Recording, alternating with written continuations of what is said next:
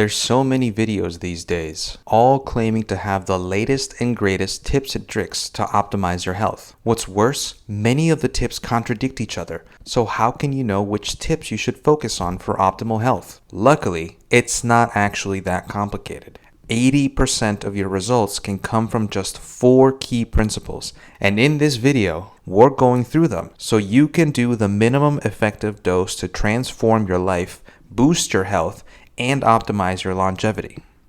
Just focusing on these principles most of the time will free you up to enjoy your life. Simply keep these in mind and allow them to do the work for you. That way, you can allow for deviations from the plan from time to time with no guilt, since you know you have your bases covered. Make sure to watch until the end because the last principle is the most important.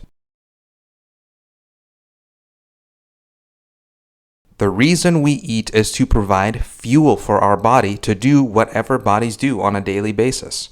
Your body craves nutrients, and foods that are in their natural state will provide those for you. Think potatoes versus potato chips.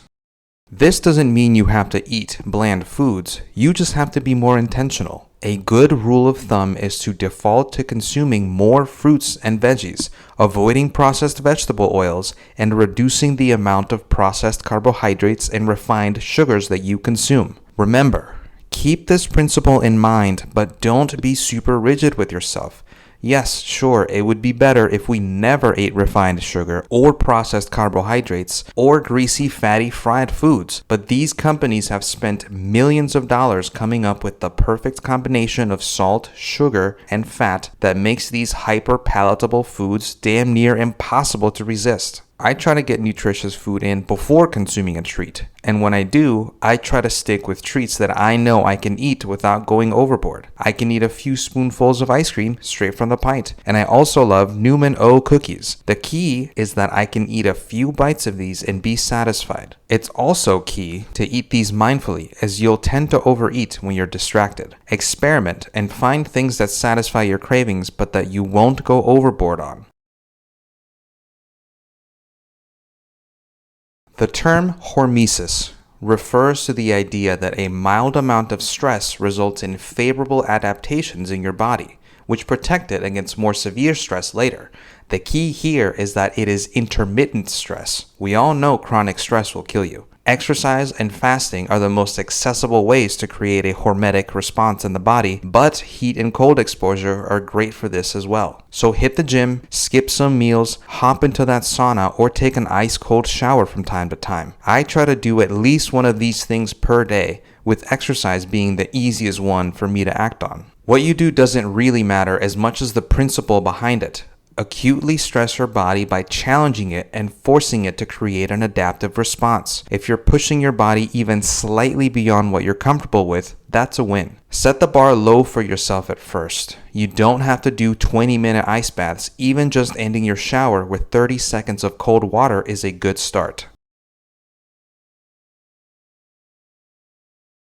Sleep is one of those things we all do, but we don't pay much attention to. Good sleep creates a domino effect that spills over into everything you do in your life, so it's incredibly important to prioritize it. Set yourself up for a good night's sleep on as many nights as possible by doing the following. Set a bedtime alarm and a wake-up alarm and stick to it. Our bodies like routine, and if you work with your body will work with you. Just like you get hungry at the same time every day because your body releases particular hormones, you can get sleepy at around the same time if you keep a consistent schedule. Use your circadian rhythm to your advantage. Right when you wake up, you should expose yourself to natural light, increase your body temperature, and move. A 5 to 10 minute walk outside will do the trick. In contrast, at night, you want to focus on the opposite. Lower the light as much as possible, lower your body temperature, and generally chill out. This is because our body uses external cues to determine when it's time to get ready for sleep,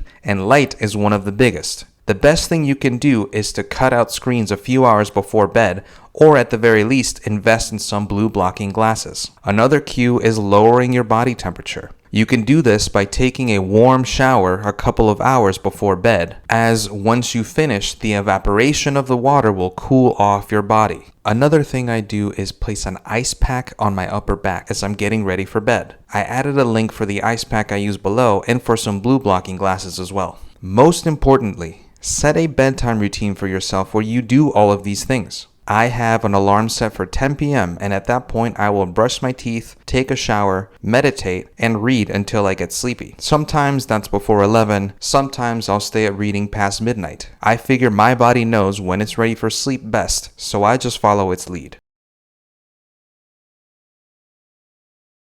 We've heard plenty on how important meditation is by now, and we're all aware of the benefits to our mental and physical well-being. But getting a consistent routine going for yourself is a whole other ballgame. However, the effort is worth it, as in my experience, this practice will change your inner state more than anything else. It's like going from being on a rickety boat in the middle of a storm to zooming out and seeing the storm from above. Don't overthink how to go about it. Find something you do every day already, like brushing your teeth, and aim to meditate right before or after. Set a timer for 2 minutes on your phone and observe your breath until the timer goes off. Once that becomes painfully easy, add an extra minute. The most important thing is to get the habit going. Once you're consistently doing it every day, you can aim to challenge yourself further. If you want a step-by-step guide on how to establish a meditation practice, check out the description. These 4 principles don't cover every little detail of optimal health, but my goal is not to live to 150 while hating my life. It is to help my body thrive for however long I have while enjoying my life. These principles allow me to do just that.